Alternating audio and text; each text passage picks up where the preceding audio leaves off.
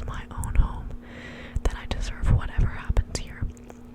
This is the world that I invited in. Now I'm inhabited by its devouring will.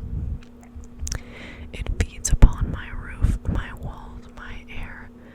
The wonder is it sometimes licks my hand. The peaceable kingdom eludes me still. I like these poems so far.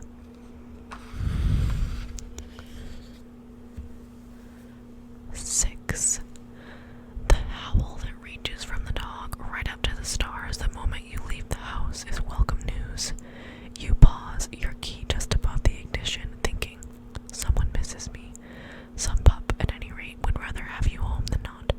But still, someone's gotta shop for dinner, do the laundry, baking, troop through the everyday like a good soldier, or doom us all to howl, hungry, behind locked doors forever. So, since such howling makes a circle of your absence, put the key in, thank you. Turn the motor on, listen to that purr. Hit the streets and get those errands done. Someone back here is desperate for your love. 7.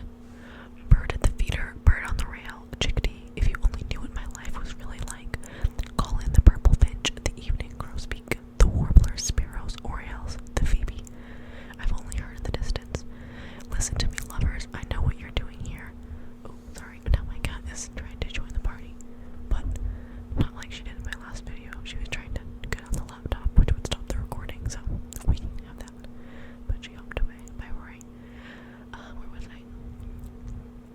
Listen to me, lovers, I know what you're doing here. Take that summer sky, or the chipmunk under the deck, the hummingbird battling it out with the bee. Take my raspberries, I know you will. No one's fooled by all this foolishness, least of all you tourists. When the time comes, you're south with everything that matters, feathers, tunes, tails.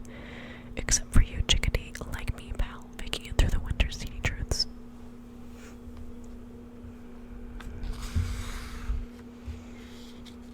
8. All our lives, dream dogs, dream cats have lived with us, rising up when we lie down to prowl the house that we presume to own. No night bird sings for them, but they survive those hours of the absence of our eyes. By sniffing at the hem of the nightgown, you kick the covers off, or listening to the moan I make beside you. The world they improvise out of the random buzz and clatter of our sleeps, the world we wake to. Paw prints on the sills, fur balls in the corners, echoes of nails clicking across oak floors, hisses and growls of the busy demarrage that our dreams keep up all night, licking our days into shape. 9. We walk out to the garden on this spring morning, the grass wetting our feet and the mud leaping and running and being delighted to be out of the thick bedroom air. The buds are turning themselves inside out on the apple tree, and green things in the ground are declaring they too want out. There are better things to do than being shut up in the dark beneath the garden, and learning what, they seem to say, is what it's all about. You can skip the boring details of the lesson plan nature's figured out for us. We'd love just to see what we can see all by ourselves. Just look how everything wants out, out, out, and even the dogs